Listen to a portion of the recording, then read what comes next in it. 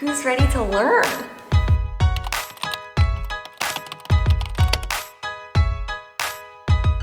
Hi guys, so one of, if not the most frequently asked questions that I receive on my channel is pertaining to belly fat and how to lose weight in the midsection. So I thought I would create an entire video dedicated to answering this question, giving you my tips and professional insights on the topic as a registered dietitian. I think the best place to start this conversation is by talking about how not to go about losing belly fat, and that's by doing thousands and thousands of crunches a day. So while we can build muscle and target tone specific areas of our body through exercise, ultimately where your body chooses to shed pounds is largely determined by genetics. As much as core work might feel productive, you're building those abdominal muscles, ultimately where you're going to see the best benefit as far as losing belly fat is going to be by choosing an exercise that gives you the greatest calorie burn overall, and this means total body work, high intensity interval training, high intensity cardio workouts. Check out my indoor cycling workouts on YouTube. So that is pretty much the extent of the conversation as far as helping you lose belly fat through exercise. Just choosing the exercise that's going to promote the biggest calorie deficit overall, and obviously something that you enjoy and can do consistently. Where you're going to get the most bang for your buck as far as losing belly fat are going to be nutritional strategies and lifestyle choices. Two words here: hormone balance.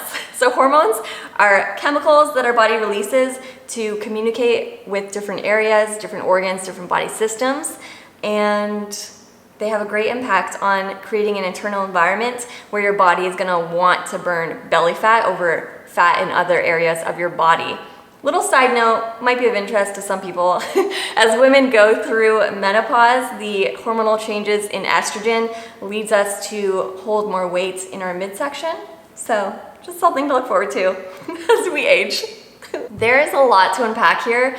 Hormones talk with one another. Nothing in our body occurs in isolation. So the two key players here as far as hormones go and losing belly fat are cortisol and insulin. And it's a very tangled web we weave. So whatever influences cortisol tends to influence insulin, among other hormones, and vice versa. All right, so let's talk about cortisol first. This is the stress hormone. So you've probably heard of it. It's the hormone that the body releases in response to stressors, not just mental or psychological stress, but also non-psychological stressors like inflammation and infection, restrictive dieting, excessive exercise, not getting enough sleep. These are all things that can raise your cortisol. And we care about cortisol for many reasons when it comes to our health, but specifically for losing belly fat, we care about cortisol because it's a hormone that encourages the body to store fat in the midsection. And this means not going on excessive and restrictive diets or exercising for 5+ hours a day. As much as you think that you're working towards your goals, you might actually be doing more harm than good. So balance and moderation are two key players when it comes to successful weight loss and high quality weight loss. Another way to have a better hormonal balance of cortisol in the body is through stress management and good high quality sleep. Stress management techniques include meditation. Another shameless plug, check out my entire playlist on guided meditations. You only need 5 to 10 minutes a day, and it's gonna significantly improve your life. That's not even like an exaggeration. As far as sleep goes, I feel like we all know how important sleep is, but it tends to be the first thing to go when life gets crazy. But maybe now that you know that it's gonna help you in your goals to losing belly fat, you can start to prioritize sleep more. On that note, that leads us into the next part of this conversation, talking about insulin, because sleep affects insulin as well. So insulin is the hormone that our body releases in response to a meal, among other things.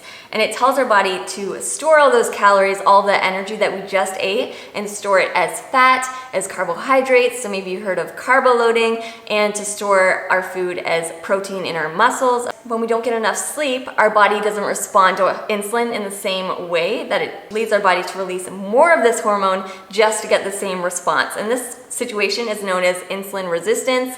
Insulin and our sensitivity to that hormone actually fluctuates throughout the day, and different individuals have different levels of insulin resistance depending on lifestyle factors, your diet, your habitual lifestyle choices, all of that. Why do we care about insulin when it comes to belly fat? I kind of touched on it Insulin is involved in fat storage. It tells the body to store our energy as fat. Taking that one step further, insulin actually blocks our body from burning fat. So we don't want to have excessively high levels of insulin flowing through our body at all times.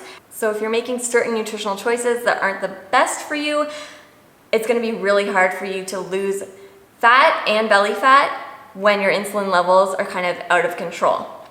And this brings us to a term that you might have heard thrown around. It's really thrown around these days, but balanced meals, balanced snacks. What we're really getting at is a balanced response to these meals and these snacks and these foods that we're ingesting. So a balanced hormonal response is the ideal situation to get after whatever you eat. And this just means having a meal that has a good amount of protein, healthy fats, and carbs. High quality carbs, carbs that are going to bring you a lot of vitamins and nutrients, and also fiber, which is ultimately, if you have that whole combination of protein, fats, carbs, and fiber, your digestion of those meals is going to be slower, and the insulin response is also not going to be like this. It's going to be more like this. An even keel insulin response is what we want. And on the topic of fiber, fiber is food for our gut bacteria, our good gut bacteria. And we know that gut health and our immune system are very closely linked. We also know that insulin resistance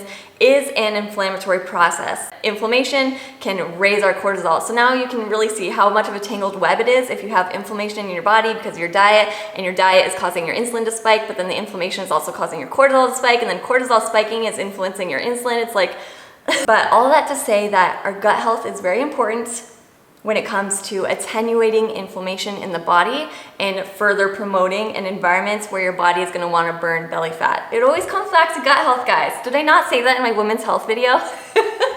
Oh, another video for you to check out. So you got a long list: cycling workouts, guided meditations, and women's health. So there you have it. Those are my quick tips on how to lose belly fat. If you enjoyed this video, please give it a like and subscribe for more content. I'm going to be making more how-to videos, more weight loss specific videos, so stay tuned for that. And until next time, I'll see you guys in the next video. Bye guys.